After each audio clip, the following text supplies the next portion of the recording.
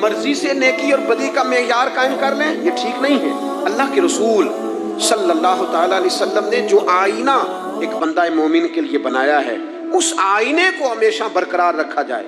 سخت مشکل جب آتی تھی نا تو صحابہ پڑھا کرتے تھے حسبنا اللہ و نعم الوکیل، نعم المولا، پڑھیے گا حسبنا اللہ و نعم المولا و نعم النصیر۔ کھربوں اربوں کروڑوں لاکھوں رکھنے والا باپ بھی بیٹی کو حصہ نہیں دیتا، کہانیاں سناتا ہے، اس کی شادی کر دی تھی، فلانا کر دیا تھا، جس کا 2.5 مرلے کا مکان ہے اس کی بیٹی کا بھی حصہ ہے، اور جو اربوں کا مالک ہے اس کی بیٹی کا بھی حصہ ہے۔ جب اللہ رسول نے رکھا ہے تو کیوں نہیں دیتا؟ یہ نمازیں، عبادتیں، ریاضتیں، تلاوتیں ساری اپنی جگہ، لیکن یہ ظلم کر کے اگر تو جائے گا تو تجھے کھڑا کیا جائے گا حساب کے لیے۔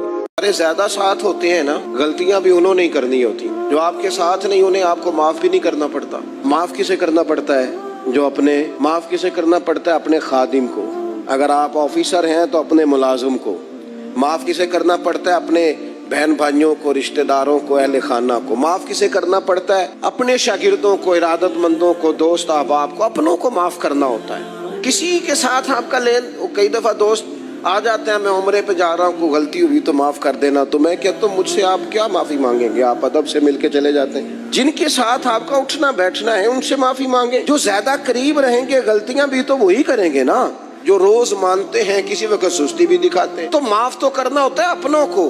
ایک خاص بات کروں آپ سے، بیٹیوں کو معاف نہیں کرنا پڑتا، معاف بہو کو کرنا پڑتا۔ کر کے تو دیکھو نا، یہ سویرے اٹھ کے موبائل پہ نظر ڈالنا ضروری نہیں، کھاتا دیکھنا ضروری نہیں۔ سویرے اٹھ اور سب سے پہلے دل پہ نظر ڈال۔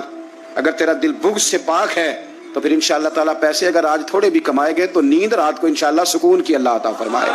جب حالات خراب ہوتے ہیں تو سب سے پہلا کام یہ ہوتا ہے میرا تعلق کوئی نہیں، اور جب ٹھیک ہوتے ہیں تو پھر بڑی لمبی رشتہ داری نکلتی ہے، ہو کہتے ہیں وہ بڑی دور کے میرے قریبی تعلقات ہیں۔ آپ اپنی مرضی سے نیکی اور بدی کا معیار قائم کر لیں، یہ ٹھیک نہیں ہے۔